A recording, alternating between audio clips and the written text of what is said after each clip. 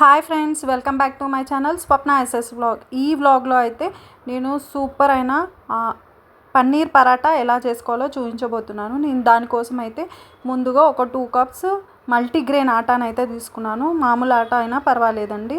దీనైతే మంచిగా వాటర్ వేసి మన చపాతీ పిండిలాగా తడిపేసి అయితే పక్కకు పెట్టుకున్నాను అనమాట. మరీ గట్టిగా అయితే కలుపుకోవద్దండి, కొంచెం సాఫ్ట్గా మెత్తగా ఉండేటట్టు చూసుకొని కలుపుకోండి. చూడండి, ఇలా ఉండాలి పిండి. దీంట్లో నేను కొంచెం ఆయిల్ అయితే వేసేసుకొని ఒక 10 మినిట్స్ అయితే పక్కకు పెట్టుకుంటున్నాను. ఇప్పుడు ఇంకో పక్క అయితే పన్నీర్ని అయితే గ్రేట్ చేసి అయితే పెట్టుకున్నాను అనమాట.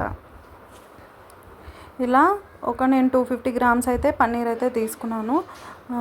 మనం కొబ్బరి గీరేది ఉంటుంది కదా, దాంతో గ్రేట్ చేసుకుంటే సరిపోతుంది.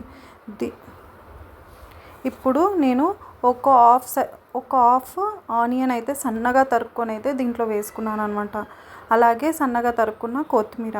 మనం పెద్దగా కట్ చేసి పెద్ద ఆనియన్స్ వేస్తే మనము దాంట్లో స్టఫ్ చేసినప్పుడు ఆనియన్స్ అంతా పిండి లోపల నుంచి బయటకు వస్తుంది అనమాట.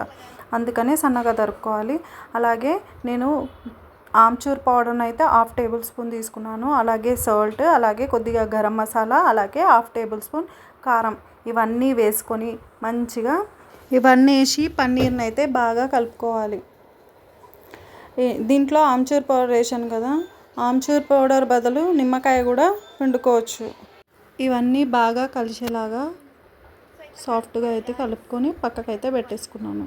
చూడండి, పిట్టి అయితే ఎంత మెత్తగా అయిపోయిందో. దీన్ని ఒక ముద్దలాగా అయితే తీసుకొని కొంచెం పెద్ద సైజు చపాతీ కన్నా కొంచెం పెద్ద సైజే తీసుకోవాలి. ఎందుకంటే మనం దీంట్లో పన్నీర్ దాన్ని స్టఫ్ చేస్తాం కాబట్టి కొంచెం పిండి ఎక్కువగానే ఉండాలి. ఇది కొంచెం దొడ్డుగానే వస్తుందన్నమాట పరాటా కాబట్టి. దీంట్లో అయితే ఇలా పిండిలో స్టఫ్ చేసుకుంటున్నాను.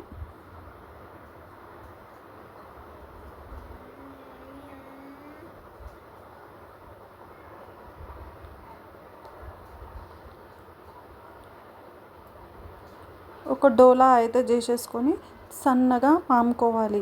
బాగా ప్రెషర్ వేసి అయితే పామొద్దండి, మెల్లిగా పాముకోవాలి. మెల్లగా ఇట్లా పాముకుంటే మనకి ఎక్కడి నుంచి స్టఫ్ అయితే బయటికి రాకుండా ఉంటుందన్నమాట. మనం గట్టిగా పామేసామనుకోండి, లోపల ఉన్న స్టఫ్ అంతా బయటికి వచ్చేస్తుంది. ఇలా అయితే చపాతీలాగా అయితే రోల్ చేసుకోవాలి. నేనైతే ముందుగానే స్టవ్ పైన పెంక అయితే పెట్టుకున్నాను అనమాట. ఇదైతే పిల్లలకి చాలా టిఫిన్ బాక్స్లోకి చాలా బాగుంటుంది. అలాగే ఇది ఒక్క చపాతీ తింటే సరిపోతుందండి. అలాగే కొంచెం బాగా ఎక్కువ చపాతీ తినేవాళ్ళు 2 తింటే చాలా ఫుల్ అయిపోతుంది అనమాట. చూడండి, ఇది బటర్తో కాల్చుకుంటే చాలా అంటే చాలా బాగుంటుంది. బటర్తో కానీ గీతో కానీ అవేవి లేకపోతే ఆయిల్తో కూడా కాల్చుకోవచ్చు. చూడండి, ఇంకొకటి కూడా ఎలా చేయాలో చూపిస్తున్నాను అనమాట. ఇలా అయితే చేసుకున్న తర్వాత మెల్లిగా పాముకోవాలి. చూడండి, ఇలా పాముకున్న తర్వాత నేను ఒకటి ఆయిల్తో కూడా కాల్చి చూపిస్తున్నాను అనమాట. ఆయిల్ కూడా చాలా బాగుంటుంది.